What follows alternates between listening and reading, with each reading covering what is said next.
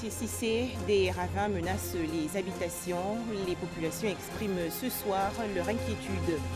Enfin, 24 candidats à l'élection présidentielle au Mali. Les populations attendent beaucoup de ce scrutin. Bienvenue, bonsoir à tous. À Niama, ville située à une dizaine de kilomètres d'Abidjan, les habitants du quartier Cissé crient au secours. Ils sont en effet menacés par plusieurs ravins qui se creusent davantage lorsqu'il pleut. On en parle avec Koné Pargassoro. Voici les ravages des pluies diluviennes au quartier Cissé, dans la commune d'Aniama. Clôture affaissée, maisons au bord du fossé, des caniveaux qui n'existent plus, des dallots démontés par les eaux de ruissellement qui ont fait tomber des poteaux électriques. Les populations craignent à présent pour leur vie. Ces trois versants, quand ils se rencontrent, ici, là, vous ne pouvez pas marcher. Il y a eu plusieurs morts dans ces eaux d'inondation. Il y a des cours qui ont été déplacés, il y a des maisons qui ont été détruites. Il y a des femmes en travail qui ont accouché dans l'eau ici. Des corps qu'on a chargés sur la tête pour aller au cimetière, faute de route. Quand il pleut, quand tu arrives au Cissé, tu dois t'arrêter au moins 3 heures du temps avant de traverser le Cissé. Donc on demande pardon qu'ils viennent nous aider pour pouvoir résoudre ce problème, car nous souffrons beaucoup. La voie principale du quartier est dans un état de dégradation avancée, avec des conséquences fâcheuses sur le quotidien des populations. Si toi, ta femme est enceinte, que tu dois attendre d'abord son jour d'accouchement, tu dois voir quelle route je dois emprunter, c'est pas facile. Elle ne doit pas aller quelque part pour aller accoucher, c'est dans la maison, à l'hôpital. Mais pour atteindre l'hôpital, vraiment, c'est pas facile. C'est pas facile. Quand la femme est enceinte comme ça, l'homme, il commence à penser comment il doit faire. Mais là, quand il y a un décès, là, vraiment, ça, c'est plus grave. Les habitants du quartier se sont vus pour porter quand même un effort au quartier, pour faire une cotisation de chacun. On a pris ces cotisations-là pour aller prendre ces graviers-là pour venir verser, pour montrer notre bonne foi, malgré qu'on n'a pas la possibilité nécessaire.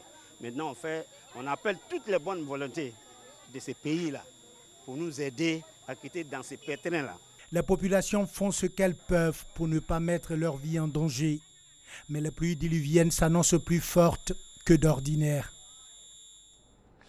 En image, grosse frayeur aujourd'hui sur l'axe Yopougon-Adjamé. Un crocodile a été découvert dans un caniveau au petit matin par des passants. Selon les personnes interrogées par notre équipe de reportage, ce n'est pas la première fois que cette espèce de reptile a été aperçue dans les environs. C'est parti pour la présidentielle au Mali. Le scrutin va se dérouler le 29 juillet prochain. 24 candidats, dont le président sortant Ibrahim Boubacar Keïta, sont en lice. À noter que les attentes des populations sont nombreuses. On fait le point avec Herman Niamia. Environ 3 millions de Maliens vivent en Côte d'Ivoire. Parmi eux, 180 000 prendront part au scrutin du 29 juillet prochain. Une population électorale non négligeable. Dans les QG des candidats, on affûte alors les stratégies pour s'arracher ces voix de la diaspora. On est en train de travailler dans tous les quartiers. On a formé des commissions de tous nos représentants dans les comités. Chaque parti est en train de mobiliser ses militants. Donc nous, on connaît où se trouvent nos militants. Nos militants, nos responsables sont dans les centres de distribution, sont à pied d'œuvre pour que nos militants et sympathisants et les Maliens en général aient leur carte d'électeur et que librement ils puissent décider de celui qu'ils veulent à la tête du Mali à l'issue du scrutin du 29 juillet. À l'immeuble Le Mali, où se trouve la représentation diplomatique du pays, la commission électorale locale s'attelle à distribuer les cartes d'électeurs. Il y a 10 centres prévus pour le regroupement des centres et à ce jour, pratiquement, selon nos données de supervision, nous sommes environ à 24% par centre et par jour de retrait de cartes d'électeurs. Le territoire de la Côte d'Ivoire subdivisé en 2 juridictions consulaires a été pris en compte dans ce découpage électoral. Abidjan, qui prend en compte tout le sud de la Côte d'Ivoire, enregistre 90 centres pour 343 bureaux de vote. Et Bouaké, qui a en charge tout le nord, compte 43 centres pour 90 bureaux de vote. Les dispositions ont donc été prises pour que la campagne et le scrutin se déroulent dans un climat apaisé. Avant le démarrage de la campagne, j'ai convoqué l'ensemble des acteurs de ce processus électoral pour échanger avec eux compte tenu du climat qui prévaut au pays. Nous avons fait l'état des lieux et avons estimé au bout du processus que nous devons être responsables pour éviter que d'autres problèmes ne viennent s'ajouter à ce qui se passe déjà au pays. Les Maliens dans leur ensemble attendent beaucoup de cette élection et du président qui sera élu à l'issue du scrutin qui se tient dans une période de crise. Il y a beaucoup d'attentes, surtout la sécurité. La sécurité aujourd'hui au Mali, surtout dans le centre, il n'y a pas de sécurité. L'insécurité est totale. Ce que nous attendons surtout, la priorité, l'accent que nous mettons, c'est la paix, la sécurité dans notre pays. Aujourd'hui, nous les Maliens, on souffre. Et qu'au dehors de Mali, que dans le Mali, on souffre. On ne peut même pas rentrer chez nous. Moi-même, je viens des noms. Aujourd'hui, quand je vois qu'on tue mes parents, on le fait du mal, ça me fait très mal. Je ne sais pas ce que je vais dire. Outre la paix et la sécurité qui sont les préoccupations majeures des Maliens, d'autres défis attendent également le président qui sera élu, notamment la lutte contre la pauvreté et aussi l'environnement des affaires qui a besoin d'être réformé afin d'attirer le maximum d'investisseurs dans le pays. Le Cameroun prépare également sa présidentielle. Cette élection est annoncée pour le 7 octobre prochain, mais Paul Biya, le président sortant, n'a toujours pas clarifié ses intentions. Les précisions de Ami Koulibaly. Au Cameroun, l'élection présidentielle va se tenir le 7 octobre prochain, selon un décret du président Paul Biya. Âgé de 85 ans, le président n'a pas encore annoncé sa candidature, mais avec 36 ans de pouvoir, son parti voit toujours en lui un candidat potentiel pour la prochaine présidentielle. Selon l'opposition, le bilan de Paul Biya à la tête de l'État est mitigé et elle trouve antidémocratique l'annonce de la date de la présidentielle par lui-même. Dans un pays qui se respecte et qui se veut démocratique, que le président de la République, qui sera par ailleurs candidat à sa propre succession, soit contrairement à ce candidat le détenteur exclusif de la date de convocation du corps électoral. Dans d'autres pays qui se respectent, où la démocratie est ancrée, la date d'élection présidentielle est connue au minimum 12 mois à l'avance. Malgré cela, l'opposition compte bien présenter des candidats, notamment Josia Ozi, un homme d'affaires de 49 ans du social-démocratique Front, un avocat, Akere Muna, ainsi que Maurice Kamto, le président du mouvement pour la renaissance du Cameroun. Du côté du parti au pouvoir, l'ambiance est tout autre. Les partisans du Biya jugent la décision de leur leader républicaine. Je ne suis pas surpris. Le chef de l'État est un légaliste, c'est un républicain. Il le fait dans le cadre de la loi à respecter les délais.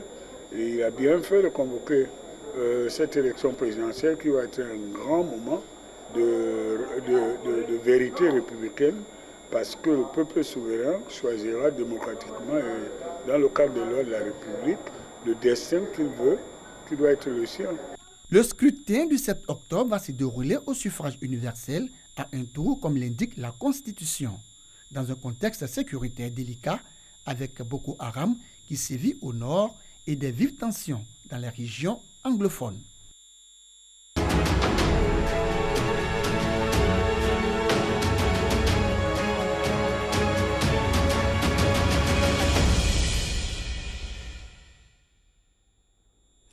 Le petit mondial, bonsoir Boris, merci d'être des nôtres. Bonsoir Juliette.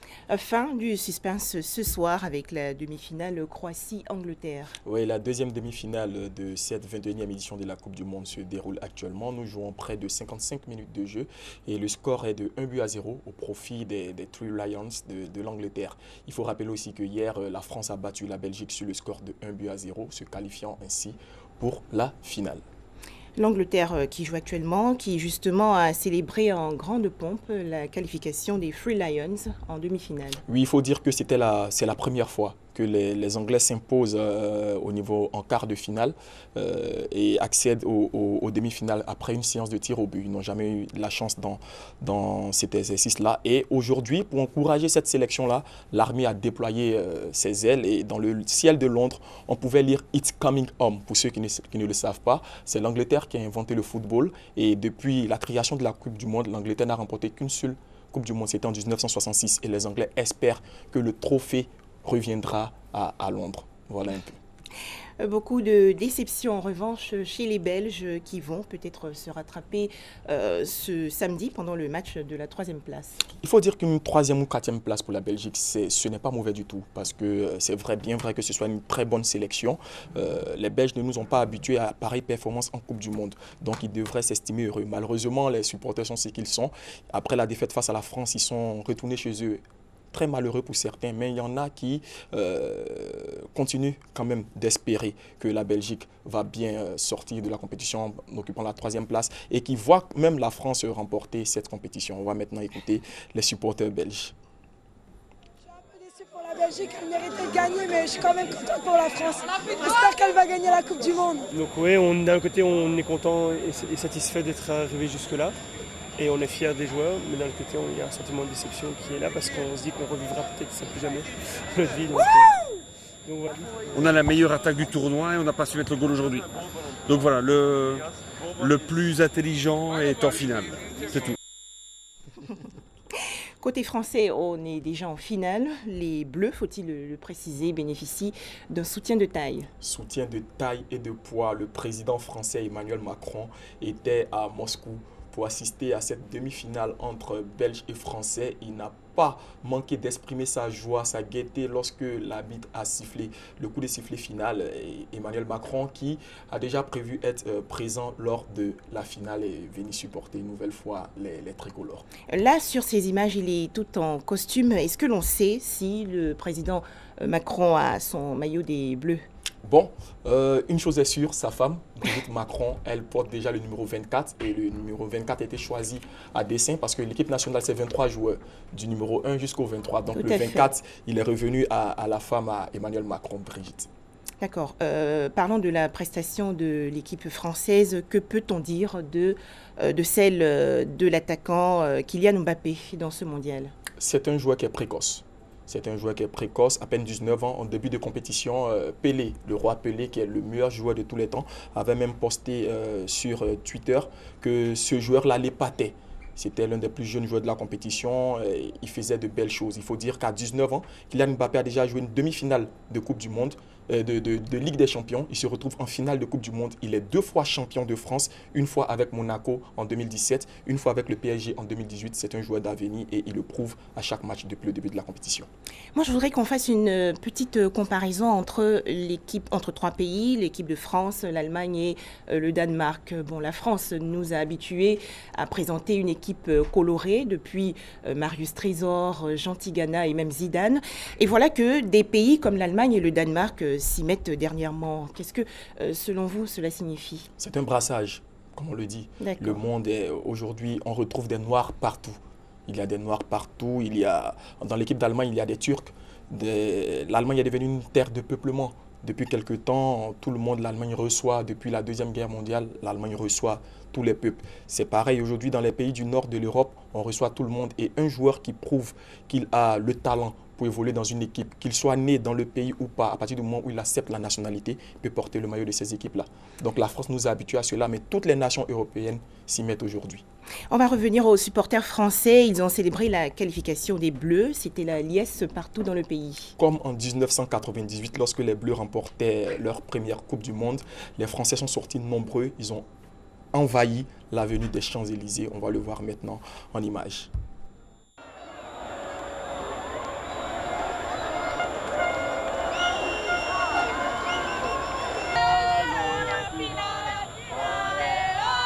J'ai jamais vécu ça de toute ma vie. Émotion de malade, on a joué comme des oufs. Ça fait plaisir. On attend dimanche avec impatience et allez la France et vive les Bleus. J'ai connu 98 et justement je suis heureuse parce que mes enfants peuvent connaître aussi la même ambiance et c'est super. On va gagner dimanche, ça c'est sûr. On y croit, ça fait 20 ans qu'on l'attend, on l'a pas vécu. C'est notre année cette année. On la voit.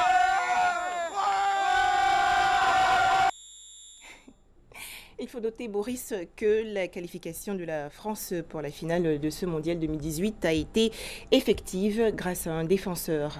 Un but de Samuel Umtiti qui propulse la France en finale de Coupe du Monde. Ça nous rappelle un certain Lilian Thuram qui, en 1998, avait inscrit un doublé contre la même Croatie qui évolue actuellement contre l'Angleterre. Et il faut rappeler qu'en 20 ans, entre 1998 et 2018, la France est la seule nation qui jouera sa 3e finale de Coupe du Monde. On a tendu le micro à Samuel Umtiti à la fin de la partie. Il était en face du sponsor du tournoi. En tant que meilleur joueur du match, il a livré ses impressions à chaud. Combien de temps tu penses que tu vas dormir ce soir? Je ne vais pas dormir beaucoup, parce que c'est vraiment un rêve qui se réalise d'arriver en finale d'une Coupe du Monde. Tu marques le but vainqueur en demi-finale pour la France, comme un certain Lilian Thuram en 98. C'était aussi un défenseur. Est-ce que tu penses que c'est un signe pour le résultat de la finale? Je l'espère. Après, je pense que ça va être différent quand même. Mais j'espère qu'on va la remporter comme en 98, ils ont pu le faire. Mais voilà, on va bien se reposer, bien se préparer pour gagner ce match. Dernière question, puisque tu as de l'excitation, tu m'as dit c'est parfait. C'est un groupe très vibrant. Tout le groupe a célébré votre but, mais qui a les meilleurs pas de danse de célébration et peux-tu nous les montrer? C'est parti. Merci Boris. Merci beaucoup, Juliette. Et c'est la fin de ce journal. Très bonne soirée à tous sur RTI2.